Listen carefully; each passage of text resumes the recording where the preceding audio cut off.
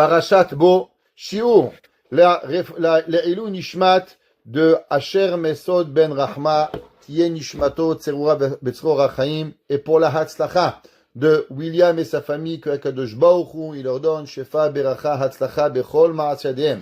Grande refoua Shelema à Rachel Bat, oublié, Véronique Bat Rachel, c'est ça? Arlène Viviane Esther. Arlène Viviane Esther, que je beaucoup la refoua Shelema. Refoua Shelema pour Mimi Bat Myriam, et refoua Shema Myriam Bat Rachel, que Akadosh Baruch Hu, il leur donne refoua Shelema, Betor Shea Chole Amecha Israël, et de tous les malades d'Israël qui guérissent très bientôt. Shabbat Imilizok Ufoua Shelema Kerova Lan. Parachat de cette semaine, Parashat Bo. Alors vous savez, vous l'avez déjà appris, on l'a déjà appris la semaine dernière, comme quoi dans les parachutes Vaera Bo, il y a 7 makot et 3 makot. Donc Parashat Vaera, ça commence Vav Aleph, c'est 7. Là-bas on aura 7 makot. Et dans Parashat Bo, on aura 3 makot. Makat Arbe, les sotrel, et Chosher, la maka de l'obscurité, et la maka de Makat Bechorot, où on va arriver. Pourtant, là, on pourrait dire que les Makat Chosher et Makat Bechorot sont 2 makot qui se relient, qui sont vraiment la liberté du peuple juif. Pourquoi? Parce que dans Makat Chosher, le peuple et les Égyptiens, les Mitzrim, étaient totalement dans la noirceur, la torpeur. Le peuple juif, les Bnei Israël, le peuple juif, il pouvait marcher, il pouvait voir, il avait la liberté. D'après certains, c'était 3 jours. D'après certains, c'était 7 jours. D'après certains, c'était 1 mois. Donc, on a déjà goûté à la liberté. Makat Bechorot, où là, on va devenir libre totalement. Korban Pessah. Je comprends la connexion avec les 2 makot, Chosher et Bechorot. La question qu'on ne comprend pas, pourquoi la Torah, elle a séparé Makat Arbe.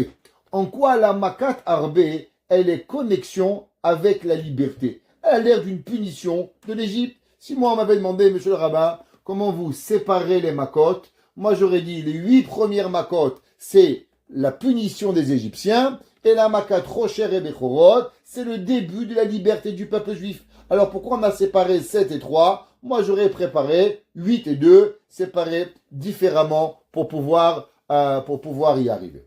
De plus, tout le monde y connaît le pasouk dans Parashat Bo qui a fait couler énormément d'encre. Alors je vais expliquer. En hébreu, il faut savoir que chaque mot, il a une raison particulière. Il n'y a pas de mot dans la Torah comme ça. Comme ça n'existe pas. Ça c'est dans un auteur. Il a utilisé tel mot, il aurait pu dire tel mot. La Torah, chaque mot, il a une raison très très précise pourquoi on a utilisé ce mot et pas un autre mot. Et un des mots les plus difficiles à comprendre dans la paracha, c'est le premier mot, un des premiers mots. Vayomer Hashem el Moshe, Bo el Paro. Que veut dire le mot Bo? Viens chez Paro. Normalement, si vous suivez la Torah, à chaque fois qu'Hachem il envoie Paro, il lui dit Lech el Paro, va à Paro. Qu'est-ce que ça veut dire Bo el Paro, viens chez Paro? Chachamim nous disent comme quoi Moshe Rabbeinu a eu peur d'aller chez Paro et Dieu lui a dit t'inquiète pas, moi je vais venir avec toi. La question elle est, mais c'est pas nouveau. D'abord Moshe Rabbeinu, il a grandi au palais. Donc les rouages des palais, Moshe Rabbeinu il connaît. Il a grandi 20 ans, Moshe Rabbeinu, au palais d'Égypte. Il était vice-roi d'Égypte. Moshe Rabbeinu était pendant 40 ans roi de Couche, roi d'Afrique. Moshe Rabbeinu était lui-même roi d'Afrique. Alors, de quoi Moshe Rabbeinu il a peur? Je crois qu'il ne connaît pas qu'est-ce qu'il faut dire au premier ministre et au vice-ministre. Moshe Rabbeinu il connaît. À part ça, Moshe Rabbeinu ça fait déjà 8 fois qu'il rentre. Avant Makadam, à chaque Maka, il rentre une fois, il sort une fois. Donc Moshe Rabbeinu, il rentre et il sort du palais de Paro, comme un homme, il rentre dans sa chambre à coucher, facile. Midrash, il raconte que devant Paro, il y avait des lions, il y avait des tigres, des éléphants. Et dès que Moshe Rabbeinu, il rentrait, la belle au bois dormant. Tout le monde s'endormait. Moshe Rabbeinu, tout le monde y dormait. Et Moshe Rabbeinu, il rentrait. Paro, il comprenait pas où ils sont les gardes, où ils sont les soldats, où ils sont les lions. Moshe Rabbeinu, il sortait, hop, la belle au bois dormant, elle repartait, et tout le monde se réveillait. Donc, en quoi Moshe Rabbeinu, il avait peur d'aller chez Paro, que Hachem a dû dire à Paro, Bo el Paro, viens chez Paro. Pour comprendre cela, j'aimerais étudier avec vous ce soir un enseignement très profond de deux grands maîtres. Un, le grand maître, il va s'appeler Rabbi Bonman de Pshisra, et le deuxième, le Hatam Sofer, vont dire plus ou moins la même chose, mais avant cela, on va devoir faire une préface dans un morceau du Zohar. Alors vous savez, pour ceux qui ne savent pas, il y a des cours qu'on fait qui sont des grands cours magistraux, il y a des cours dans le texte, par exemple le cours de Teilim, on essaie de garder les mots du texte pour pouvoir comprendre, et dans les cours de jeudi soir sur la paracha, on essaie de connecter les psukim avec des commentaires. Alors le Zohar, il écrit, il ramène dans le Rabbi Bonam de Pshisra, le Zohar dans la paracha, il dit comme ça, Amar Rabbi Shimon, Ashta it le gala'a razin. Il dit Rabbi Shimon, maintenant, je veux te dévoiler un secret. Ça veut dire, il dit Rabbi Shimon, tu sais la paracha de semaine, parachat Bo, il y a un secret que je t'ai pas enseigné depuis le début de la Torah, depuis Bereshit jusqu'à parachat Bo, je t'ai pas enseigné. Dans cette paracha, je vais t'apprendre un secret. Il dit, quel est le secret? Maktiv, qu'est-ce qui est marqué dans le verset? Boel Paro, Lechel Paro mi be'ele. Il dit Paro, le Midrash, le Zohar, qu'on aurait dû dire va chez Paro. Pourquoi c'est marqué Boel Paro, Maïbo, El a de ayil le kucha brichou. Il est allé, il est rentré avec lui à Kadosh Baruch Hu, Adarin Batar Adarin. Il est rentré, Hachem, avec Moshe, dans les chambres, à l'intérieur des chambres. Ça veut dire que quoi? Que le Zohar, il dit que Moshe Rabbeinu, il n'est pas seulement Dieu l'a accompagné, on pourrait dire, à la porte du palais. Il va rentrer à l'intérieur, au plus profond, qu'on peut rentrer dans les portes de Paro, alors il va rentrer. Je pose une question, qu'est-ce que ça veut dire? Quand Dieu, il n'est pas de partout. Chez moi, quand j'étais petit, on m'a demandé où il est Hachem. Hachem ici, Hachem est là, Hachem est partout à la fois. En haut, en bas, à droite, à gauche, Hachem est de partout. Alors qu'est-ce que ça veut dire que Dieu dit, je vais rentrer au plus profond du palais de Paro? Dit le Midrash, les Gabé Tanina, ouais, à propos de Paro, qu'il est un serpent, Hada Ilaha Takifa, qui est un serpent grand et fort. Qu'est-ce que ça veut dire que Paro, il est un grand serpent et fort? Ou Moshe Dachin Miné. Dit le Zohar, et Moshe Rabbeinu avait peur de Paro. Ah ouais? Moshe, il a peur? De quoi il a peur, Moshe Rabbeinu? Moshe Rabbeinu, il a peur de Paro. Hein? C'était un peu son oncle ou son cousin, Paro. Alors de quoi il a peur? Il dit le Mirash, qui va de Hama Kuchabrichou Dachin Moshe, puisqu'il a vu Dieu, que Moshe Rabbeinu, il avait peur.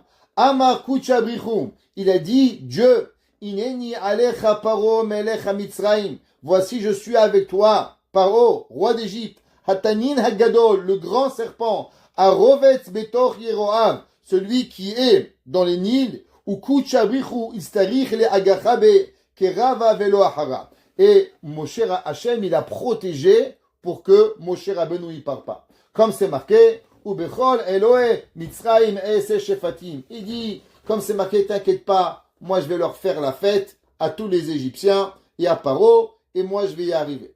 Qu'est-ce que ça veut dire? Pourquoi, soudainement, on est à la 8e Makkah? Ouais, 8e Makkah, Paro, Moshe Rabbeinu, soudain, il a peur de Paro. Moi, j'aurais dit qu'il devait avoir la première, deuxième, troisième, 8e Makkah. D'un coup, il a peur. Makkah trop cher, Makkah Bechorot. Quand Paro, il a dit à Moshe Rabbeinu, je vais plus te voir. Le jour où je te vois, je te tue. Qu'est-ce qu'il lui a dit, Moshe Rabbeinu, à Paro? Pas de problème. Tu me verras plus. C'est toi qui vas venir chez moi. Il a un argué. Et à la fin, qui c'est qui est venu chercher Moshe Rabbeinu? Comme la chanson le dit, Paro en pyjamas, Paro en pyjama, qui courait dans l'Égypte. Oui, il est Moshe, oui, il est Moshe. Et c'est Paro qui est venu. Moshe n'est plus jamais parti voir Paro. C'est quoi cette peur soudaine que le Midrash, le Zohar, il écrit, que Moshe Rabbeinu, il a peur de rentrer chez Paro? Alors, pour comprendre, vous savez que la Torah, encore une fois, chaque mot, c'est d'une précision extraordinaire, et que chaque mot qui est écrit, ou chaque mot qui n'est pas écrit, il a une raison. Si vous regarderez dans le Shemot, Parek Yud, Pasuk Yudbet, vous allez voir qu'au moment où Moshe Rabbeinu, il va venir, Dieu, va dire à Moshe d'aller chez Paro, pour lui dire quoi faire comme Maka? Généralement, qu'est-ce qui se passe? Hachem, il dit à Moshe, va lui dire qu'il va avoir un Maka d'âme, le sang. Va lui dire qu'il va avoir Maka Tsefardéa, les grenouilles. Va lui dire qu'il va avoir Maka Kinim, tel Maka, l'époux. Donc Hachem, il disait à Moshe Rabbeinu, quoi dire à Paro? Et la Maka, et la plaie, qu'est-ce qu'elle devait faire? Vous prendrez dans Makat Arbé, il y a plusieurs incohérences dans les versets qu'on va expliquer et qu'on va voir. Le passage qui dit comme ça, Veomer Hachem el Moshe. Et Dieu dit à Moshe, Nite yadecha al Eretz Mitzraim, étends ta main sur l'Égypte, Ba'arbé, dans les sauterelles, Vaya'al al Eretz Mitzraim, et la sauterelle elle va monter, Vayochal et kol esev haaretz, et elle va manger toute l'herbe de la terre, Asher ishir barad, qu'elle a laissé la grêle. Intéressant, la Torah nous dit que les sauterelles vont manger le reste de la grêle. En quoi la grêle et les sauterelles, elles sont reliées? Pourquoi la Torah nous dit que les sauterelles vont manger le reste qui est arrivé avec le barad? Vayet Moshe dit à Torah, et Moshe Rabbeinu, il a étendu sa main, al Eretz Mitzraim vaya'al ha'arbe, et elle va monter les sauterelles, al kol Eretz Mitzraim bechol gevul Mitzraim, vayichas et en haaretz, elle a recouvert la terre, vayochal kol esev haaretz, et kol peri haaretz, asher otir habarad. Chachamim dit stop. Qu'est-ce qui est écrit au début du verset? Prenez le verset, c'est marqué, et kol esev haaretz. La Torah nous dit que les sauterelles devaient manger quoi? Le reste, les pousses de la terre. C'est jamais écrit qu'ils devaient manger les fruits. Pourtant, qu'est-ce qu'elles ont fait les sauterelles? Dieu pasouk. Vayochal, elles ont mangé. Et kol esev haaretz, ve et kol peri haetz. Peri haetz. Qui a parlé de peri haetz? Depuis quand les sauterelles, elles se permettent de manger quelque chose que Dieu ne leur a pas donné? Dieu, il leur a dit de manger la verdure de la terre, pas les fruits. Alors pourquoi la Torah nous dit que les sauterelles, elles ont mangé les fruits de la terre? Qui c'est qui leur a permis? Asher hotir habarad. Encore une fois, la Torah elle répète ce qui a été rajouté de la grêle qu'elle est venue. Asher hotir habarad, qu'elle a rajouté de la barade. Velo notar, il n'est pas resté. Kol yerek baetz, pas même un résidu, un reste des arbres, ou be'esev asade, ou bechol eretz Mitzraïm, et c'est pas venu, et rien n'est resté. Alors, quand on voit la Torah, on se pose la question, comme on a dit, pourquoi au début c'est marqué que Dieu leur a seulement demandé esev haaretz, et eux elles ont mangé aussi peri haetz, qu'elles sont venues. De plus, pourquoi la Torah elle connecte à deux reprises? La Torah elle nous connecte la Maka de Arbé avec la Maka de Barad. Et la Torah a dit qu'elles ont mangé les sauterelles, ce qu'a laissé la grêle. Ça va, on a compris pourquoi la Torah elle doit les répéter. Venons et on va préciser un petit peu. Ça c'est ce qu'on a dit au moment où Moshe a fait. On va lire un verset avant. C'est marqué comme ça. Boel Paro. Dieu il dit à Moshe, va à Paro, qui a nichbaditi et libo, parce que moi j'ai endurci le cœur de Paro, ve'etlev avadav, les ma'an shiti odotai ele bekirbo, afin que je vais mettre les signes chez Paro. Dit le pasuk que qui imaen atal shalach et ami, ineni mevi machar arbek bigvulecha. Si vous regardez dans la Torah, jamais, au moment où Hachem, il dit à Moshe Rabbeinu aller chez Paro, il lui mentionne d'avoir des sauterelles. C'est Moshe Rabbeinu qui lui parle de sauterelles. Et Hachem envoie les sauterelles, mais jamais vous allez voir dans la Torah, au moment où Akadosh Baruch Hu, il dit à Moshe Rabbeinu, va chez Paro, dis-lui que tu vas le frapper, dis-lui qu'il libère le peuple juif, sinon je vais lui envoyer une plaie. Mais c'est jamais marqué quelle plaie, et c'est jamais marqué le nom de la plaie qui va arriver. Alors, le premier qui ramène cette question, comme je vous ai dit, c'est le rabbi Bonan de Pshisra. Et c'est rappelé aussi par le grand maître, le Khatam Sofer. Le rabbi Bonan de Pshisra est un peu plus avant, et le Khatam Sofer un peu après. Et il dit comme ça, Yir'el Ilomar, il dit, le rabbi rabbi Bonan de Pshisra, chez Makat Arbe, que la plaie des sauterelles, Lo amar akadosh baruch hu le Moshe.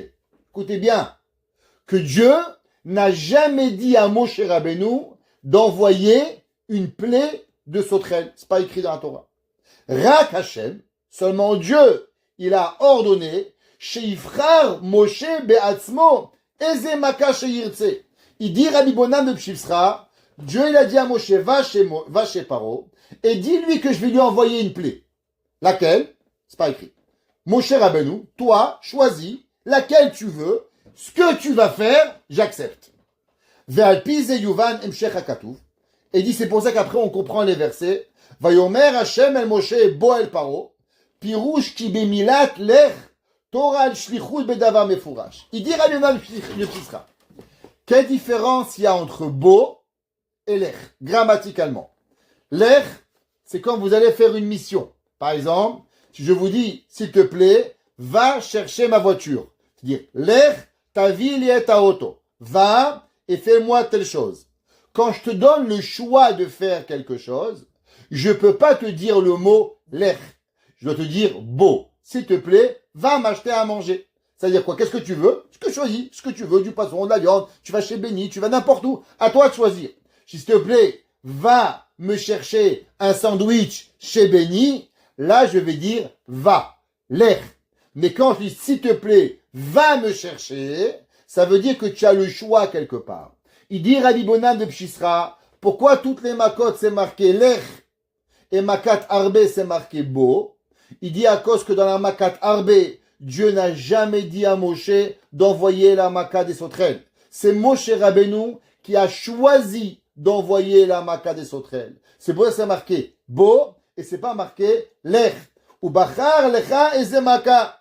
Et Moshe dit le Rabbi de Pshifsra. Ou Moshe bachar les paro makat arbe. Moshe Rabbeinu, il aurait pu choisir la pluie, il aurait pu choisir le tonnerre, les éclairs, ce que vous voulez. Il aurait pu choisir les rhinocéros. Mais il va choisir quoi? Il va choisir la maca des sauterelles. Pourquoi? Moshe Rabbeinu, d'un coup, il a un choix. On va essayer de comprendre. Le Khatam Sofer dit pareil. L'oulé des mistapines a dit le Khatam Sofer. À cause du mot beau et du mot lech, qu'on voit pas que Dieu mentionne une fois l'ordonnance de sauterelle. Il dit le Khatam Sofer, l'oulé des mistapina, si juste j'avais pas honte de le dire, Hava Amina, j'aurais pensé, de Akadosh Baruch Amar le Moshe, Shumaka Mayaket Paro. Dieu n'a jamais dit à Moshe, quel maka frappé. Elle a Nathan Reshut le Moshe Rabbeinu à la Shalom Parazot, l'Omar Mashe Yirtse. Et Moshe avait le droit de choisir ce qu'il avait envie. Vakadosh Baruch Hu Yemale Ratzon Avadav. Et Dieu, il va accomplir la volonté de Moshe. En un mot, Moshe Rabbeinu, Dieu lui a dit, tu sais quoi? Tu m'as écouté, Dam, Tzfar de Akini, Marov, Dever. Ouais, Shechin, Barad. Maintenant, free for all. Ce que tu veux, mon fils. Vas-y, donne-leur un coup, j'accepte. Les man te saper ata Moshe, les bilcha le bilcha, qui shlam ti atatecha. Il dit pourquoi? Que les gens, ils savent que toi, Moshe Rabbeinu, ce que tu veux, je fais. Donc, il y avait dans les makot, maintenant, une maka, que Moshe Rabbeinu choisit, et Hachem, il se plie à la volonté de Moshe, de façon que le monde entier va savoir que non seulement Paro, il est puni, mais aussi que Hachem, il va écouter Moshe Rabbeinu pour pouvoir y arriver. Maintenant, la question elle est, pourquoi c'est arrivé à la 8e Maka? Pourquoi cela, seulement à la 8e Maka, Moshe Rabbeinu, il peut choisir? Pourquoi pas la 5e? C'est un beau cadeau, 5. Les Tunisiens, ils vont adorer. Ouais, 5. Pourquoi la 4e? On aurait dit Moshe, c'est la Mida de Netzach. Alors pourquoi à la 8e Maka? C'est là que Moshe Rabbeinu, il vient et il peut choisir quel Maka il va arriver. Alors, pour cela, vous savez que dans le peuple juif, tout départ et tout commence du commencement. Qu'est-ce que ça veut dire que tout départ du commencement? Il faut comprendre pourquoi le peuple juif, il est tombé dans cet exil. Et à travers l'exil d'Égypte, on va essayer d'arriver à comprendre. Alors, on est au début dans Parashat Shemot. Dans Parashat Shemot, c'est marqué comme ça que le Paro, le méchant Paro, le peuple juif, il se multiplie, il devient par millions. Et la parole dit comme ça, Vayakom melech hadash, il s'est levé un nouveau roi en Égypte, Asher lo yada et Yosef, qui n'a pas connu Yosef. Il dit Rashi, qu'est-ce que ça veut dire Asher lo yada? Mais qui c'est qui ne connaissait pas Yosef? Le monde entier connaissait qu'il y avait un homme qui avait nourri l'Égypte. L'Égypte était arrivée à la famine, mort de faim. Qui a sauvé l'Égypte? Yosef. Alors qu'est-ce que ça veut dire Asher lo yada et Yosef? Dit Rashi, il a fait comme si qu'il connaissait pas Yosef.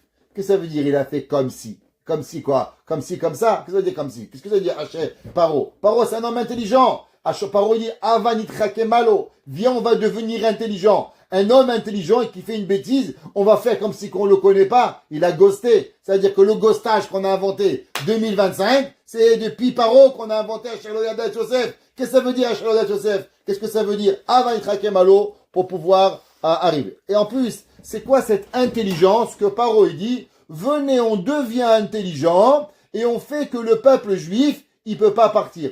C'est intelligent, ça je vous pose une question. Hitler, c'est intelligent, il a pris les bébés, il les a tués, il a mis 6 millions de monde dans les fours, c'est intelligent. Quelle est l'intelligence que Paro il dit? Havanitrake malo. Venons, devenons intelligents. De plus, que Paro il le dise, ça me dérange pas. Mais que la Torah elle le ramène, c'est qu'il y a vraiment d'intelligence. Parce que toutes les bêtises des humains, la Torah elle les ramène pas. Donc si la Torah est dit que Paro il a dit malo, venons, devenons intelligents, ça veut dire qu'il y a quelque part une intelligence qui est vraie. Sinon, la Torah, elle aurait pas écrit. La Torah elle aurait dit que Paro, il a été mityaetz, il a fait un conseil. Mais du fait que la Torah a dit malo, venons et devenons intelligents, ça veut dire la Torah elle veut nous dire qu'il y avait vraiment quelque chose de profonde intelligence. Alors, maintenant il faut savoir, c'est marqué dans le Zohar. Le Zohar il dit, qu'est-ce qui s'est passé dans la Torah? La Torah, Paro, il a dit plusieurs choses. Il a dit comme ça. Vayaviru Mitzrayim et Bnei Israël beparech. Ils vont les faire travailler au début avec une bouche facile. Après c'est marqué Vayemareru et Chayehem. Ils vont rendre leur vie amère. Ba'avoda kasha, avec un travail difficile, Bachomer, avec de la boue, Bilvinim, avec des pierres, ou Bechol avoda basade, et avec tout genre de travail des champs, Ashkol avotam. Dis le Zohar, qu'est-ce que ça veut dire? Vayemareru et chayehem ba'avoda kasha. Qu'est-ce que ça veut dire qu'ils vont rendre la vie amère des Juifs avec un travail difficile? Alors, vous comprendre que la Torah, comme on a expliqué hier, elle se lit à plusieurs niveaux. Elle se lit au Pshat, au Drash, au Remez et au Sod. Au Sod, ça veut dire la profondeur de la Torah. Dit le Zohar, qu'est-ce que ça veut dire le principe Avoda Kasha? Il dit ça vient du mot Kushia. Ah, Kushia. Qu'est-ce que ça veut dire une Kushia? Alors, vous vous rappelez, il y a à peu près 25 ans. Ah, ça fait longtemps. Ouais, 25 ans. On a fait un cours, se rappeler, sur la Haggadah de Pessah commentée. Ok? C'était, si je ne me trompe pas, on a fait ce cours chez Madame Dayan, à la maison, la veille de Pessah. On avait fait un cours de la Haggadah de Pessah commentée. Là-bas, on avait rapporté une question, que le soir de Pessah, on a une mitzvah de raconter la Haggadah de Pessah. Et dans la Haggadah de Pessah, quelle est la différence entre la mitzvah de Haggadah de Pessah et la mitzvah de parler de l'Égypte tous les jours? Vous savez que tous les matins et tous les soirs, nous avons une mitzvah de se rappeler de la sortie d'Égypte. Tous les jours, on dit Ani Hashem Elohechem Asher Otzeticha Eretz Mitzrayim. Tous les matins et tous les soirs, on ramène la sortie d'Égypte. Pourquoi? C'est une mitzvah une mitzvah positive de la Torah, que on doit parler de la sortie d'Égypte.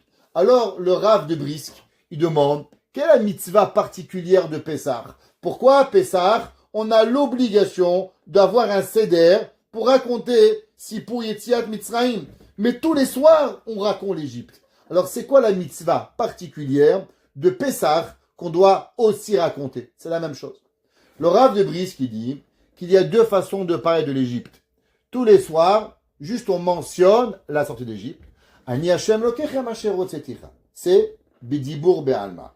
Le soir de Pessah, ça doit venir sous forme de questions et de réponses. C'est pour ça que comment on commence la Haggadah?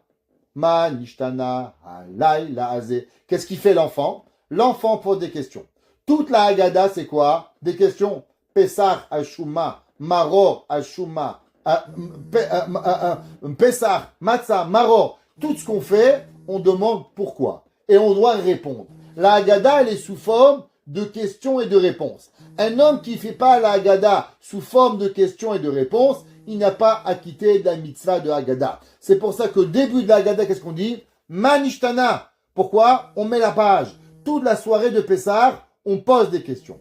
La question, elle est, pourquoi le soir de Pessah, on parle sous forme de questions et de réponses? Quelle est la raison pourquoi le soir de Pessah, on doit aller chercher des questions et des réponses? Nous dit le Zohar, vous savez qu'est-ce qui a fait du peuple juif un peuple juif? Pourquoi on n'a pas été comme toutes les nations du monde? La réponse, elle est, c'est que toutes les nations du monde, ils ont eu peur des questions.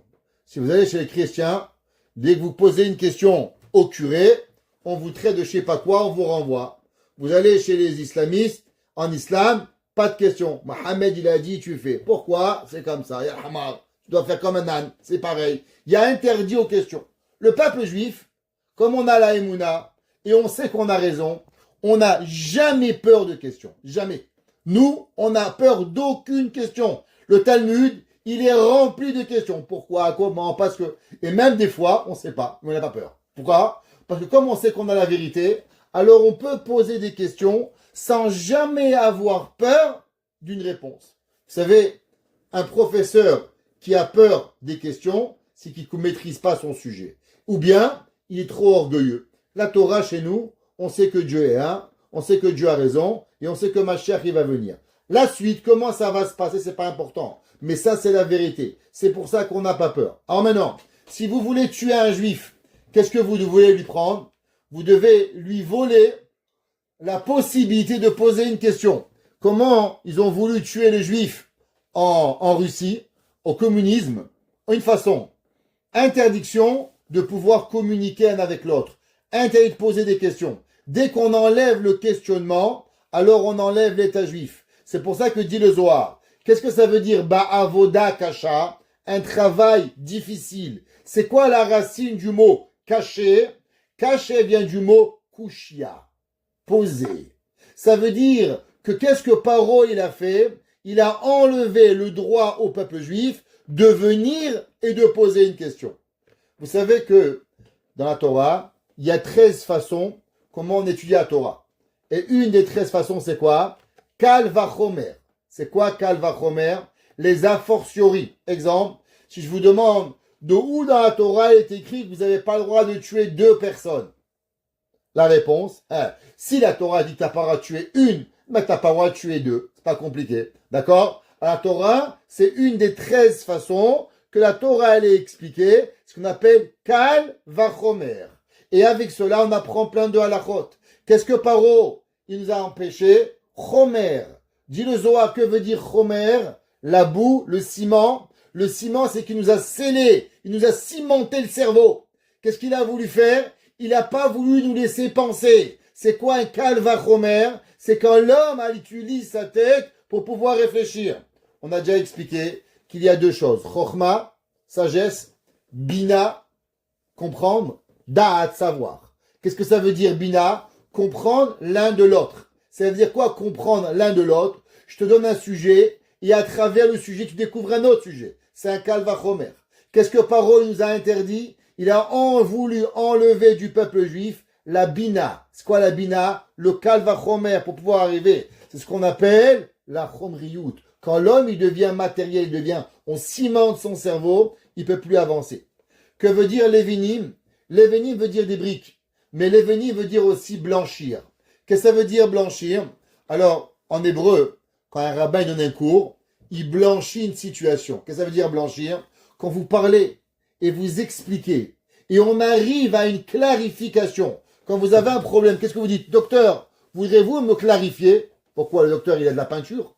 Qu'est-ce que ça veut dire clarifier? Ça veut dire que quand je t'explique, quand tu comprends pas, ça a l'air tout noir, ça a l'air tout mélangé, tu sais plus quoi, plus, moins, minus, t'es perdu. Tu vas à un professeur, un docteur, un rabbin, il t'explique, à la fin tu dis waouh, monsieur le rabbin, je vois. Quoi tu vois? Tu voyais pas avant? Non, ça devient tellement clair que maintenant, c'est clair, c'est ça. Alors que veut dire le mot Levenim? Ça veut dire que Paro nous a enlevé la forme et la façon de pouvoir découvrir et de blanchir la Torah, de blanchir la halakha et de savoir ce qui est arrivé. Qu'est-ce que ça veut dire Ubechol Avoda Basade? Alors, nous dit le Zohar, c'est ce qu'on appelle les enseignements des rabbins. Il nous les a enlevés, qu'on n'a plus le droit d'aller demander, on ne peut plus demander à nos hachamim. Et Kol Avoda s'appelle la Braïta ou la Mishnah. Et nous explique le Maor Enaim. Le Maor Enaim, qui était le Maor Enaim? Le Maor Enaim, il était un des grands maîtres du Baal Shem Tov, Rab Nachum de Tchernobyl. Vous savez qu'à la ville de Tchernobyl, il y avait un grand maître qui s'appelait Rab Nachum de Tchernobyl. Et quelque temps avant que le réacteur de Tchernobyl a explosé, eh ben, les Russes, les Ukrainiens, ils ont voulu déplacer le tombeau de Rabbi Nachum de Tchernobyl. Ils ont demandé à la communauté juive. Les Juifs ont dit, monsieur, on ne peut pas toucher ce rabbin. Ce rabbin, c'est une bombe atomique. On va le toucher, ça va exploser. Ils n'ont pas pris au sérieux. Et ils sont allés et ils ont creusé pour toucher et déraciner Rabbi Nachum de Tchernobyl. Et au moment où ils ont creusé pour déraciner sa tombe, eh ben, le réacteur, il a explosé. J'ai eu le mérite d'aller pèleriner, moi, à Tchernobyl, Rabbi Nachum de Tchernobyl. C'était quelqu'un de sa tête, son cerveau, sa connaissance de Torah. Elle était inhumaine. Et le Tchernobyl entière, elle n'a plus bougé. Mais lui aussi, il est resté là-bas. Son tombeau, il est resté sans être bougé. Et des millions de morts, malheureusement. Mais on ne joue pas avec Rabbi Nachum de Tchernobyl. Alors, il dit le Rabbi Nachum de Tchernobyl. Qu'est-ce que ça veut dire du Zohar? Et il dit, vous savez, que, comme on avait expliqué souvent, que toutes les âmes qui avaient été créées, depuis le début de la création du monde, ils étaient revenus en réincarnation. Dans quoi? En réincarnation dans l'Égypte. Maintenant, qu'est-ce qu'ils avaient besoin de réincarnation et qu'est-ce qu'ils avaient besoin véritablement d'avoir fauté pour pouvoir y arriver à pouvoir réparer? Il nous dit que principalement, qu'est-ce qu'ils ont eu? Ils ont eu que en fautant, plus l'homme y faute et plus l'homme il s'éloigne de la Torah. Et la faute principale de tous ces hommes qui étaient venus à travers les générations, le Dor Amaboul, le Dor Apalaga, le Dor de Sedom Va'amora, tout cela, ils sont venus et ils nous ont fait oublier Dieu. Alors, qu'est-ce que ça veut dire nous faire oublier Dieu? Ça veut dire que l'homme, plus l'homme y faute, et plus l'homme il sépare sa conscience de Dieu.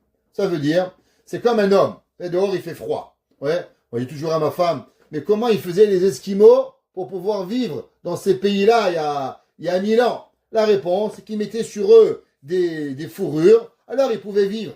Maintenant, nous, on se met des petites chemises blanches, avec une petite cravate, on croit qu'on va affronter le froid. Ben, tu crèves de froid, mon frère. Il n'y a pas le choix, c'est comme ça la vie. Maintenant, plus on va mettre des couches sur nous, plus on va garder la chaleur. Les Havdil, pareil. Plus l'homme, il fait des péchés, et plus l'homme, il va rester dans son monde, il va se séparer de ce qui est extérieur. C'est quoi? Comme le chaud, vous gardez le chaud et vous séparez du froid. Pareil, Dieu. Dieu est dehors, vous êtes ici. Et plus il fait des péchés, et plus vous vous séparez de Dieu. Et plus on se sépare de Dieu, moins on arrive même à imaginer qu'il y a un Dieu. C'est pour ça que, comment elle s'appelle la Galoute Mitzrayim, l'exil de l'Égypte? Elle s'appelle en termes kabbalistiques, elle s'appelle le Galoute du Da'at. Pourquoi elle s'appelle la Galoute du Da'at? L'exil de la connaissance, du savoir, parce que plus l'homme, il avait fauté à travers les millénaires, et plus, malheureusement, il est tombé dans ce principe d'oublier même qu'il y a un Dieu. Qu'est-ce que ça veut dire? Vous savez que un jour, on a demandé à Hitler, marche-moi, pourquoi il y en avait tellement contre les Juifs? Et il a dit, parce que le Juif est la conscience du monde. Qu'est-ce que ça veut dire la conscience du monde? Un homme, il vole, il a une conscience. Un homme, il tue, il a une conscience. Un homme, il ment, il a une conscience. Un homme, il trompe sa femme, il a une conscience. La conscience, c'est ça qui empêche l'homme de faire. Freud, il a même écrit un livre, s'appelle Le Totem du Père, à savoir pour comprendre d'où elle vient la conscience. Comment ça se fait que l'homme, il a une conscience? Si l'homme, il croit qu'il y a Hachem, il y a un Yetzer Tov, il y a un Yetzer Hara, un bon penchant, un mauvais penchant, alors l'homme, il a une conscience. Mais si l'homme il devient du singe, et si on pense à l'évolution, qu'avant j'étais un singe il n'a pas de conscience de père, de mère, de voler. Alors pourquoi l'homme il a une conscience? Freud, qui croyait à l'évolution, il s'est posé la question, comment on arrive à avoir la conscience? Hitler, il s'est battu contre les juifs, il a voulu exterminer le peuple juif pour une seule et unique raison. Parce qu'il pensait que tant qu'il y avait un juif dans le monde, alors le monde aurait une conscience. Et que l'homme, il s'empêcherait de voler, de mentir, de tuer, de violer, de faire ce qu'il y a. Et donc, il a toujours des regrets. Mais le jour où on va abolir les juifs du monde, alors automatiquement, il n'y aura plus de conscience. Ça, c'est ce que Hitler, il pensait avoir. Ok? Donc, le juif qui se connecte avec Dieu, quand il est là avec Hachem, il a ce date, il a cette conscience. Maintenant, plus on faute, et plus l'homme il s'empêtre dans ses péchés, et plus il fait du mal, et moins il arrive à avoir même une pensée à se connecter avec Hachem. Vous savez, c'est quoi le plus grand des dangereux? Le plus grand des dangereux, c'est pas celui qui faute, c'est pas celui qui tue, mais c'est le sociopathe. C'est quoi un sociopathe? Celui qui n'a plus de conscience. Celui qui peut tuer, mentir, voler, il reste calme, il mange, il boit, il dort. Vous savez, c'est écrit que pourquoi la faute des frères de Yosef a tellement été punie que malheureusement les 10 âmes vont revenir en réincarnation après qu'ils vont devoir tous mourir. Parce que c'est marqué qu'après qu'ils ont vendu leurs frères, Vayeshevu le'echol lechem, ils se sont assis manger du pain. Nous disent Rachamim, même si tu as raison, mais c'est ton frère, comment t'as pas une conscience que ton père il va avoir de la peine? T'as un frère que tu as vendu et tu t'assois à manger. Elle est où ta conscience? Même si on peut expliquer la vente, mais Chachamim nous disent que la raison pourquoi les frères de Yosef vont revenir en réincarnation et être punis dans les 10 martyrs, c'est pas seulement pour la vente. Parce que ça, Yosef, il leur a pardonné. Mais c'est la non-conscience. Avoir cette sociopathie de pouvoir être dissociés de leur action qu'ils ont fait. Les Avdish, on pourrait expliquer comme cela. Alors, nous dit le Zohar, et nous dit marqué dans les Sfarim, quelle est la faute de l'exil de l'Égypte? L'exil de l'Égypte, c'est la faute du Da'at. C'est quoi l'exil du Da'at? C'est que l'homme, il a tellement fauté que malheureusement, alors, il va oublier même d'avoir de la conscience. Et quand l'homme, il n'a pas de conscience, dans quoi il tombe? Il va tomber obligatoirement dans les mœurs. Ça veut dire que l'homme, il va venir et il va naturellement tomber dans tous les interdits qui vont lui être. Et où est-ce qu'ils vont tomber? Ils vont tomber en Égypte. La question, elle est pourquoi les âmes vont revenir en Égypte et que dans l'Égypte, on va devoir arranger tout cela. Alors, il faut comprendre déjà que l'Égypte, elle est ce qu'on appelle le symbole de l'anti-mœurs de l'époque. On voit que même Avraham Avinu, au moment où Avraham Avinu il vient chez Paro avec Sarah, on lui pique sa femme. Paro il dit à Avraham, prends et pars. Avraham il dit pourquoi je pars? J'ai faim, il y a la famine. Viens, je reste. Paro il dit non mon frère, tu peux pas rester. T'as un homme pudique, t'as un homme qui a des consciences, t'as un homme qui a des mœurs. Ici, tu peux pas rester. L'Égypte, elle est le symbole de tout ce qui représente l'abomination à l'état pur de l'Égypte. Ça ne peut pas arriver. Nous dit nous dit la Torah qu'au moment où Yosef il a reçu ses frères, qu'est-ce que Yosef il les accuse? Il les accuse même d'être des méraglim, des espions. Mais des espions de quoi? Il leur dit l'irot et ervatz haaretz batem. Traduction littérale, vous êtes venus voir la nudité de la terre. Qu'est-ce que ça veut dire la nudité de la terre? Alors on pourrait expliquer d'après le Pshat, ça veut dire que vous êtes venus découvrir les secrets de la terre. Le Zohar il dit pas du tout. Vous savez qu'est-ce qu'il leur a dit Yosef? Ici l'Égypte, elle vit grâce à la nudité. Et vous en tant qu'homme bon, de bonnes personnes, vous voulez venir et enlever cette nudité de la terre. Nous ramène le Midrash. Amar Rabbi Chia Barabba. Il dit Rabbi Chia Barabba. Kedai haya gadur erva be'atzmo, shenigelu Israël al yado. Il dit le Midrash. Vous savez pourquoi Yosef est arrivé vice-roi d'Égypte? Parce que Yosef était la personne qui contrôlait ses mœurs, qui contrôlait sa tzniout. Lui va être capable de sauver le peuple juif pour pouvoir y arriver. Ça veut dire que Yosef, que lui, il avait cette capacité de sainteté, de savoir s'auto-suffire, pas prendre ce qui n'est pas à lui, pas voir ce qui n'est pas à lui, pas toucher ce qui n'est pas à lui, d'avoir cette Kedusha, c'est lui que Akadosh Baruch Hu va venir et va nommer vice-roi. Et qu'est-ce que Paro va lui dire? Il va lui dire, va yasser Paro et tabato, et Paro il va enlever la bague de Yosef, va iter Yosef, va yalbesh auto big des shesh. Il va le mettre des habits de shesh. Que veut dire des habits de shesh? Littéralement, c'est des habits de soie. Va yarkev auto ben mirkevet amishte asherlo. Nous dit le Oev Israël, le Aptorouv, un de nos grands maîtres, qui était contemporain de Rabbi Zusha de Anipoli de Rav et l'Imélia de Lizench. Il dit le Aptorouv. Qu'est-ce que ça veut dire bigdé shesh? Des habits de shesh. Alors le mot en hébreu shesh, il peut dire deux choses. C'est un synonyme. Ça peut dire, vouloir dire le mot soie, mais ça peut dire aussi le mot six. Shesh, shesh. Alors qu'est-ce que ça veut dire des habits de six? Alors il dit le Aptorouv que vous savez que qu'est-ce qui est représentatif de 6? 6 représente les Shisha Sidrei Mishnah, les 6 traités de Mishnayot qui sont la base de la loi orale. Yosef Hatzadik, quand il va arriver en Égypte, il va se mettre les habits de Mishnah, qui veut dire qui sont les 6 traités de Mishnah. Vayarkiveu oto bemirkevet ha-Mishneh. C'est quoi Mishneh? Mishneh sans les voyelles peut dire aussi le mot Mishnah. Ça veut dire qu'il va aller avec cette façon d'être qui est la Mishnah de pouvoir y arriver. Alors qu'est-ce que ça veut dire et comment il va s'appeler? Il va s'appeler Yosef Tzafnat Paneach. Que veut dire Tzafnat Paneach? Alors il écrit Rashi à la Torah. Il dit que veut dire le mot Tzafnat Paneach? Mefaresh Atsefunot, qui explique les choses cachées, Ve'en lefaneach dimion bamikra.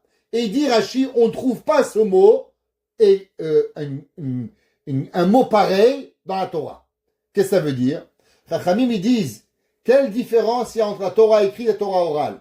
La Torah écrite, elle est écrite. La Torah orale, elle va venir nous dire ce qui n'est pas dans la Torah. Alors comment on appelle Yosef? On a appelé Yosef Tzafnat Paneach, quelque chose qui n'est pas dans la Torah. Parce que Yosef a dit qu'est-ce qu'il va être? Il va être le début de pouvoir revenir à redonner la Torah orale. Pourquoi? Parce que la Torah orale, c'est ça qui a été caché, malheureusement, à travers toutes les fautes des premiers 2000 ans de la création du monde. C'est elle qui va être cachée. Et quand est-ce qu'elle va revenir? Elle va revenir avec Yosef à travers l'exil de l'Égypte. C'est elle on va repartir la chercher doucement, doucement pour pouvoir y arriver. Alors maintenant, on va voir. L'Égypte, l'exil d'Égypte, elle est connue sous deux noms. Mitzraïm et Paro. Alors pourquoi Paro s'appelle Paro et Mitzraïm s'appelle Mitzraïm? Alors nous écrit le rabbi de Ropshitz, le Zera Kodesh. Alors il dit, vous savez, la Torah orale, elle commence par la première Mishnah dans Masechet Berachot. Et elle finit dans la dernière Mishnah dans Masechet Oktzin. Alors comment elle commence la Mishnah orale, la loi orale? La premier mot, Me et Matai. À partir de quand nous lisons le schéma le soir? Quelle est la dernière lettre de la Torah orale? Dans la Mishnah, dans Masechet Oktzin, c'est marqué Hashem, Oz le'amo iten, Hashem yevarech et amo, Basha l'homme. Alors, prenons le premier mot de Mitzraïm. C'est quoi le premier mot de Mitzraïm? Même le premier mot de la Torah orale. Le dernier mot de Mitzraïm, même fermé. Amet amo Israël ba shalom. Ça veut dire quoi? Que dans le mot Mitzraïm, on a la première lettre de la Torah orale, la dernière lettre de la Torah orale. Et qu'est-ce que vous avez au milieu? Vous avez 3 lettres. Yud, Tzadik, Resh, qui veut dire Yetzer, penchant. Qu'est-ce que ça veut dire? L'homme, il a devant lui la Torah orale. Dans la première lettre, la Torah, la lettre, elle ouvre la bouche. Même. La Torah, dernière lettre, même. C'est fermé. Qu'est-ce qu'il y a? Comment tu ouvres ta bouche et comment tu fermes ta bouche, ça va dépendre de toi, de comment tu es, de comment tu existes. C'est pour ça que c'est marqué dans le livre que Avraham Avinu il a écrit. C'est marqué que Avraham Avinu il a écrit un livre. Et dans ce livre, il est écrit que il y a 2 Yetzer Hara qui sont connectés. C'est quoi le Yetzer Hara? Le Yetzer Hara des femmes et la bouche. Un homme, comment il parle, vous savez comment il se comporte. Ça veut dire un homme qui dit des gros mots, c'est sûr qu'il a un problème, malheureusement, en bas de la ceinture. Un homme qui a un problème avec sa bouche et sa ceinture, ils sont interreliés. C'est pour ça que la lettre même, vous ne pouvez pas la dire la lettre même sans ouvrir la bouche. Mais. Et comment vous la fermez? Fermez. Donc comment vous ouvrez votre bouche et comment vous fermez votre bouche, ça dépend de quoi? Du mot du milieu qui s'appelle Yetzer. Yetzer veut dire penchant et veut dire aussi construire. De comment tu construis ta vie. Est-ce que tu construis ta vie bien, avec un bon penchant, ou tu construis ta vie mauvaisement, malheureusement? Toute l'exil d'Égypte, elle est représentée à travers quoi? À travers la Torah. Comment l'homme y commence, comment l'homme y permet. Maintenant, qu'est-ce que ça veut dire paro? Paro, en vérité, c'est deux mots reliés. Alors, comment on écrit paro? Ouais. P, resh, aïn, he. Maintenant, si on inverse les lettres, ça vous donne quoi? P, et, resh, aïn. P, ra. Mauvaise bouche. Waouh. Pourquoi? Qu'est-ce que Paro il voulait? Paro, toute sa vie, combattait la Torah orale. Et comment on combat la Torah orale? Eh bien, on combat la Torah orale seulement à travers quoi? Seulement à travers la bouche qui est mauvaise. Quand l'homme il parle mal, quand l'homme il blasphème Dieu, qu'est-ce qu'il a dit Paro? C'est qui ce Dieu? Ça veut dire quoi? Il a voulu nous faire oublier. Le Talmud dans Masechet Gittin, il dit la chose suivante, dans la page 60b. Lokarat Berit, Akadosh Baruch Hu, Lokarat Akadosh Baruch Hu Berit im Israël. Akadosh Baruch Hu, il n'a pas fait de pacte avec le peuple juif. Ela Bishvil Devarim Shebealpe. Seulement à travers quoi? La Torah orale. Shenemar Ki Alpi Advarim Aele Karat Itram Berit Israël. Et il dit Rashi, c'est marqué dans le verset, Va Avdil Etrem Min Ha'amim Liotli. Et je vous ai séparé, le peuple juif, de toutes les nations. Pourquoi? Il dit Rashi, Imatem Mavdilim Mehem Areatem Sheli. Si vous vous séparez des nations du monde, vous appartenez à Dieu. Et si vous vous séparez pas des nations, alors avec moi, regardons. Chaque fois que le peuple juif, il s'approche trop des goïms, les goïms nous rappellent ça juif. Tant qu'on est chez nous, tant qu'on vit dans notre coin, on s'occupe pas de politique, on s'occupe de rien, personne nous dérange. Le jour où on prend 30 pouvoirs, mon frère, repars où tu es. Repars dans ton pays. C'est qu'on nous insulte. Pourquoi? Parce que on s'occupe d'affaires qui ne nous regardent pas. Pareil dit le Midrash, que c'est marqué Hamikra, Ayontelahem Bir Mirtav, que Hachem a donné la Torah orale. Tout l'exil d'Égypte, elle est quoi? Elle est de pouvoir nous faire oublier qu'il y avait même une Torah orale. C'est pour ça que le passage qui dit, Lo Shamu, Bene Israël el Moshe, ou même Moshe Rabbeinu, qui représente la Torah orale, ils n'arrivaient pas à l'écouter. Pourquoi ils n'arrivaient pas à l'écouter? Ils n'arrivaient pas à l'écouter parce que malheureusement, on avait oublié ce que ça représente la Torah orale et Akadosh Baruch Hu. Toute l'histoire d'Égypte, elle va être pour revenir chercher la Torah orale. Alors maintenant, vous savez, on va faire court parce qu'il est déjà tard, je pense. Quelle heure il est? Ok, on a encore 10 minutes. Vous savez qu'il y a eu 10 plaies en Égypte. Pourquoi il y a eu 10 plaies en Égypte? Parce que les 10 plaies en Égypte, elles sont pour remettre les pendules à l'heure. C'est quoi les pendules à l'heure de qui? Il y avait un homme, il s'appelait Paro. Paro, il a dit, c'est qui Dieu? Moi, je connais pas Dieu. Paro, il s'est pris lui-même pour Dieu. Alors, il a dit, moi, je connais pas Hachem. En un mot, c'est quoi je connais pas Hachem? Je rejette que Akadosh Baruch Hu, il a créé le monde. Le monde, c'est pas Hachem qui l'a créé, c'est mon père, c'est ma mère, c'est moi. Je sais pas qui a créé Dieu. En un mot, c'est pas Dieu. Maintenant, en combien de paroles Dieu, il a créé le monde? Akadosh Baruch Hu, il a créé le monde en 10 paroles. Ouais. Be'asara ma'amarot nivra olam. Dieu a parlé 10 fois, et à chaque fois qu'il a parlé, Akadosh Baruch Hu, il a créé le monde. Chacune des makotes que Dieu a fait, elle représente une des paroles de Dieu. Chaque fois que Hachem a donné une maka, chaque maka, elle représente la maka de Akadosh Baruch Hu, la parole de Dieu. Maintenant, à la place qu'on fait 1, on fait 1, 10, 2, 9, 3, 7. Ça veut dire que chaque maka, elle va revenir et elle va être correspondante à une des paroles que Akadosh Baruch Hu il a données. Par exemple, Bereshit bara Elokim. Akadosh Baruch Hu, au début, il a créé le monde. C'est-à-dire quoi? Que Dieu, c'est lui qui a fait montrer, il n'y avait rien, et Dieu, il a parlé, alors il a créé le monde. La Maka de Bereshit, elle a donné la Maka de Bechorot. Pourquoi Bechorot? Parce que quand Dieu, il a frappé les Égyptiens, alors automatiquement, c'est là que le monde, il a pu voir que Akadosh Baruch Hu, il était Dieu. Dans la même maison, il y avait deux frères, un premier-né, un pas. Le premier-né, il est mort. Tout le monde a dit, c'est Dieu, il est impossible d'arriver autrement. Donc la Maka de Bechorot, elle est correspondante à quoi? Elle correspond à la Maka au Dibour de Bereshit. C'est quoi la deuxième parole de Dieu? La lumière et l'obscurité. C'est quoi la deuxième Maka? La deuxième Maka, elle représente l'obscurité. La Maka de Chosher. Dieu a créé la lumière et l'obscurité. La Maka qui avait la neuvième Maka, elle est quoi? Elle est la Maka qui est que Akadosh Baruch Hu, il a donné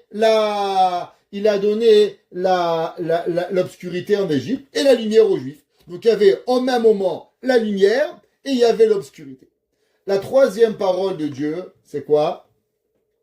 C'est que Dieu, il a séparé les eaux d'en haut et les eaux de bas. Qu'est-ce que ça veut dire que Dieu, il a séparé les eaux du haut et les eaux du bas? Alors vous savez que la Torah, elle est autant au ciel, mais la Torah, elle appartient aussi à la terre. Alors qu'est-ce que ça veut dire? Que la Torah, elle appartient au ciel et la Torah, elle appartient à la terre. Alors la Gemara nous raconte qu'il y avait un jour un homme, il s'appelait Rabbi Eliezer. Et Rabbi Eliezer, il a purifié un certain four.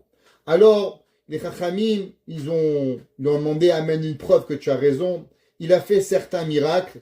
Et les Chachamim, ils lui ont dit, on n'a même pas la Torah des miracles. La Torah, elle appartient à la terre. Et c'est pas le Dieu qui va décider la Torah. La question, elle est, qu'est-ce que ça veut dire? L'Obasha Maïmi. La Torah, elle n'est pas dans le ciel. Qu'est-ce que ça veut dire que la Torah, elle n'est pas dans le ciel? La Gemara, elle continue à nous dire qu'il y avait un rabbin qui s'appelait Rabbi Nathan. Ce jour-là, il a rencontré le prophète Élie, Eliyahu Hanavi. Et il dit, moi, Eliyahu Hanavi, qu'est-ce que Dieu il dit aujourd'hui dans son cours de Torah? Ils lui ont dit, les rabbins, ils ont raison. Les rabbins, ils sont plus forts que moi. La Torah, elle n'est pas dans le ciel. La Torah, elle est sur terre. Qu'est-ce que ça veut dire que la Torah, elle est sur terre? C'est Chachamim qui ont un droit de pouvoir, de décider qu'est-ce qui est permis et qu'est-ce qui est interdit. Seulement, malgré qu'on a le pouvoir de décider qu'est-ce qui est permis, qu'est-ce qui est interdit, la Torah, elle a une limite. C'est quoi que la Torah, elle est limitée? Alors, on n'est pas des réformés. Les rabbins ne peuvent pas décider, demain, il n'y a pas de Shabbat, c'est dimanche. Un jour, ma tante, la pauvre, elle ne savait pas, elle est partie dans une synagogue à San Antonio, au Texas. Et là-bas, elle rentre dans une synagogue, et là-bas, le rabbin dit, bonjour mesdames et messieurs, alors la semaine prochaine, vu le tournoi de golf qui va tomber samedi, on fera le Shabbat dimanche. Ok? Bon, chez nous, ça marche pas. On peut pas bouger le Shabbat. Le Shabbat, c'est pas dimanche. Il y a des règles. Shabbat, c'est le 7e jour. Kippour, c'est Kippour. C'est pas mardi, c'est pas lundi. Tu règles. Maintenant, comment tu vas faire la Torah? C'est-à-dire que la Torah a 613 mitzvot. Ni tu rajoutes, ni tu enlèves. Comment tu vas accomplir les mitzvot? C'est les chachamim qui vont venir. Et ça, c'est la séparation qu'il y a entre le ciel et la terre. C'est quoi la séparation? D'un côté, il y a le cadre. Le cadre, il est quoi? C'est qu'Hachem t'a donné 613 mitzvot. Tu peux pas les changer. Tu peux pas les rajouter. Tu peux pas dire, maintenant, vous savez, c'est facile d'allumer le briquet Shabbat, c'est pas interdit. C'est permis d'allumer le gaz parce que c'est pas compliqué. Faut pas mettre du bois. Ça, c'est les réformés, les conservateurs. Nous, on suit la Torah. Pas de feu, pas de feu. Khalas ou bao, électricité, feu, gaz. Zel Bézar, c'est tout kif kif bourrico. Et tout c'est interdit, c'est tout pareil. Et on peut pas changer. Mais il en reste que quand il y a une discussion, comment accomplir telle mitzvah? Qui c'est qui va choisir? Il va la choisir. C'est les hommes qui vont choisir. Par exemple, quand il va devenir le Rosh Chodesh, la part de cette semaine, qui c'est qui décide le Rosh Chodesh? C'est Dieu ou nous?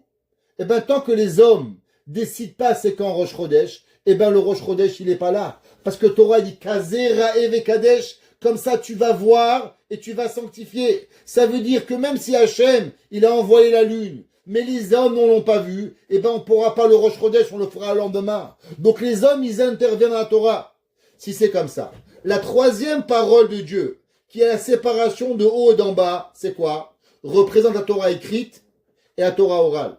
La Torah orale, la Torah écrite a été donnée par Hachem. Il y a 613 mitzvot. Ni on rajoute, ni on enlève.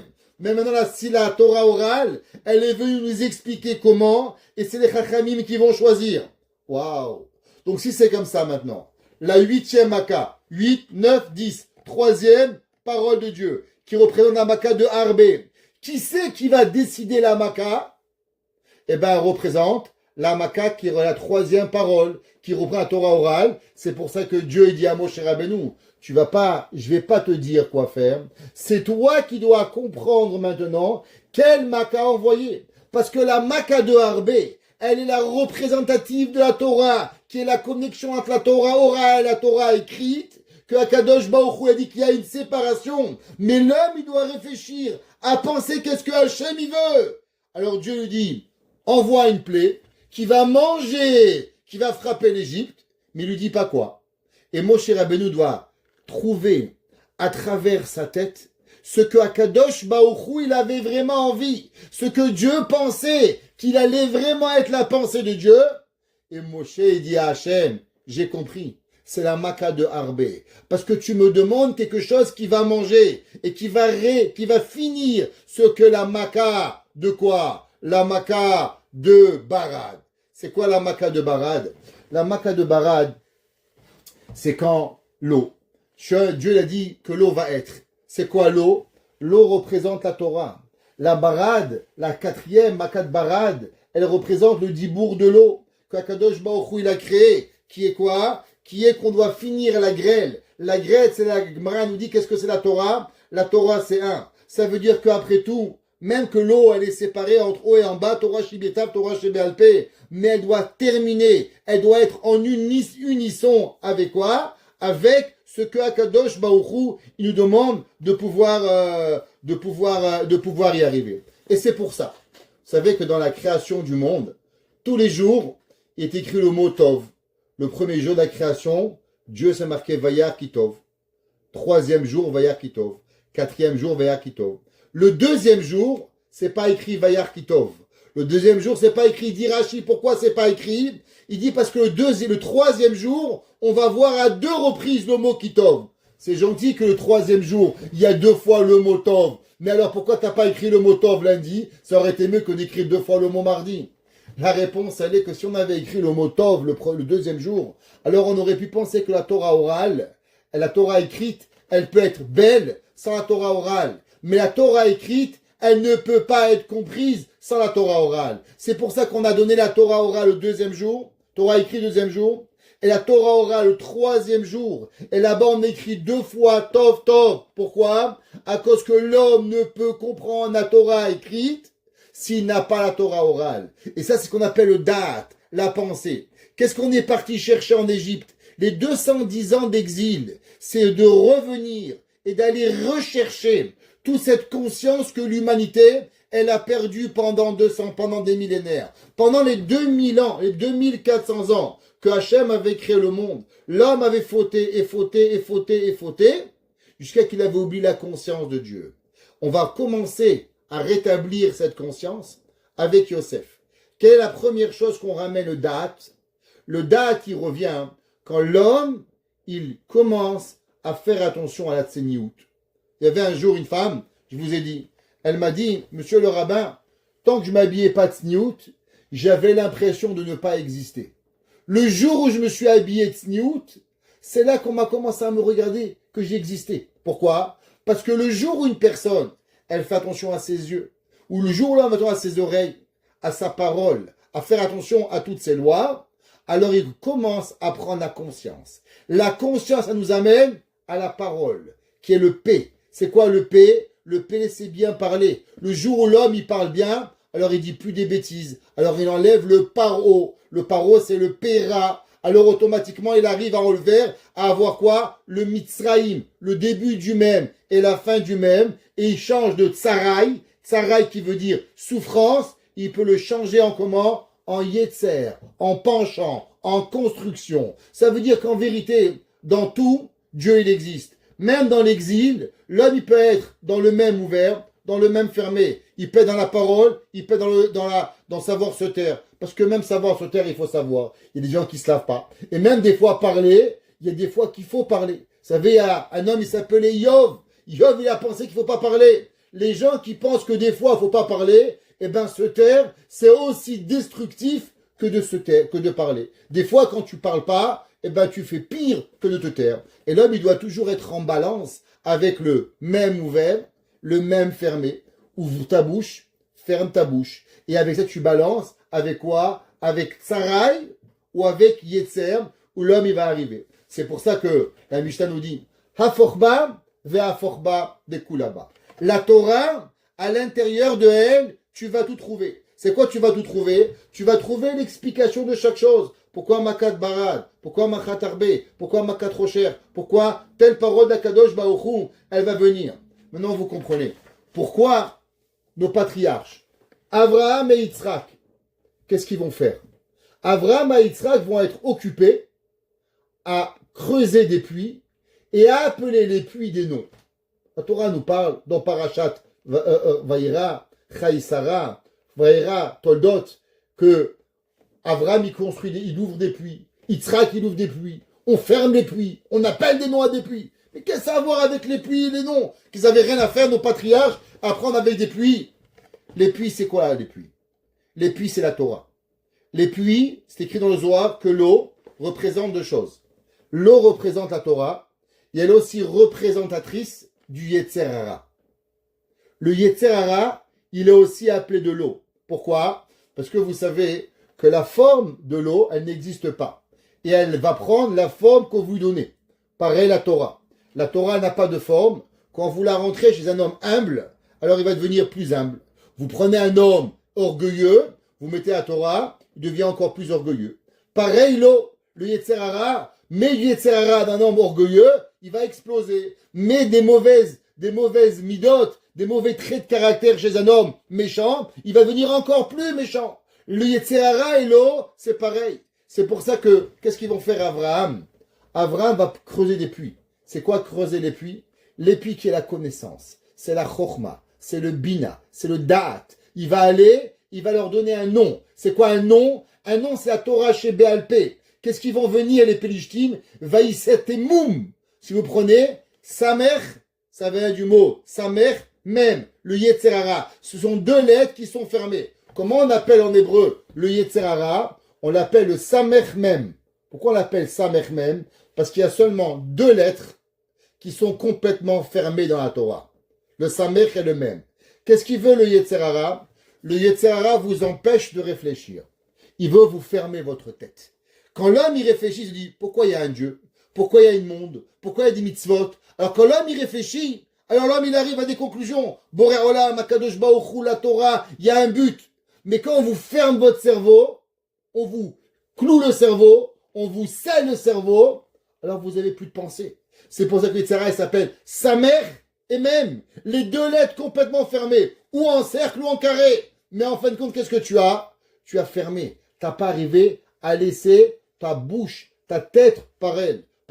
C'est pourquoi la Torah s'appelle Torah chez Béalpé. Quand vous dites le mot P, parole, vous devez ouvrir votre bouche. C'est quoi? P, c'est la lettre P, et c'est la lettre E, qui représente quoi? Des deux lettres que vous devez obligatoirement ouvrir la bouche pour pouvoir la dire. P, et. Vous ne pouvez pas dire le mot et avec la bouche fermée. Impossible. La lettre P, pas possible. P, c'est l'ouverture d'esprit, l'ouverture du date que la personne doit arriver. Et c'est pour ça que Hachem avait choisi la huitième Makkah. C'est quoi la huitième Makkah? Nous dit le Maharal. Le 8 représente aussi l'éternité. Qu'est-ce qui est éternel? Et éternel, la Torah. Et éternel, nos chachamim. Et éternel, notre connaissance. Et éternel, la connexion que le peuple juif, il a avec Akadosh Baruch Hu. Et c'est pour ça qu'à l'éternité, à la huitième Makkah, Akadosh Baruch Hu, il dit à Moshe, maintenant Moshe, on va aller chez Paro. Pourquoi Dieu accompagne Moshe chez Paro? Parce que maintenant Paro, il représentait le mal absolu. Il représentait la volonté de cacher et d'enfermer la Torah orale. Quand Moshe Rabbeinu, il a compris, il dit, waouh, là on n'est pas parti seulement frapper Paro, on est parti aller rechercher l'essence même de Paro, de ce qu'il représente et ce qu'il veut pas donner. Et donc maintenant, je dois aller le chercher. Sur ça, Dieu il dit à Moshe Rabbeinu, t'as raison. L'homme tout seul, il n'est pas capable. La Torah orale tout seul n'est pas capable. Qu'est-ce qu'il faut? Il faut Torah Shibirtav et Torah Shebealpe. C'est pour ça que pour aller chercher la Torah orale, qu'est-ce qu'on a besoin? On a besoin de Akadosh Baruch Hu et de Moshe. Dieu représente la Torah écrite et Moshe Rabbeinu représente quoi? Représente la Torah orale. Et ensemble, on va rentrer dans l'antichambre, dans la chambre des chambres de Paro, pour pouvoir aller chercher ce serpent. C'est quoi le serpent? Eh bien, le serpent, c'est le Yetzer Hara, que depuis des millénaires, il veut nous enlever cette connaissance. Et si vous prenez le monde d'aujourd'hui, qu'est-ce que c'est l'Internet? Qu'est-ce que c'est les TikTok? Qu'est-ce que c'est les Instagram, les Facebook? Je ne connais pas tout ce qui existe. C'est qu'une chose. Vous enlevez la volonté de réfléchir. Vous enlevez la volonté de lire. Vous enlevez la volonté d'avoir votre propre conscience. Et que vous devez seulement une seule chose. Réfléchir à ce que eux ils veulent, à ce que eux ils pensent, à ce que eux ont envie, sans vous donner à vous le choix de véritablement d'avoir votre propre conscience pour pouvoir y arriver. Et c'est ça qu'on combat à travers les makot, à travers la Torah, à travers la Torah orale, à travers la pudeur, à travers tout ce que la Torah nous donne, de garder notre conscience, de reprendre notre da'at, notre chokhmah, notre bina et notre da'at, qui sont en vérité aussi les 10 sphères par rapport au bas. C'est que chokhmah, c'est makat bechorot, bina, c'est makat rocher, et da'at, c'est quoi? C'est makat arbe, qui représente la 8e makat à l'envers. Et c'est ça que Akadosh Baruch Hu, il veut de nous. C'est ça qu'on a besoin de Moshe Rabbeinu pour nous rappeler et nous redonner cette conscience afin qu'ensemble, on puisse reavoir Mashiach Tzidkenu, Bimera, Beyamenu. Amen.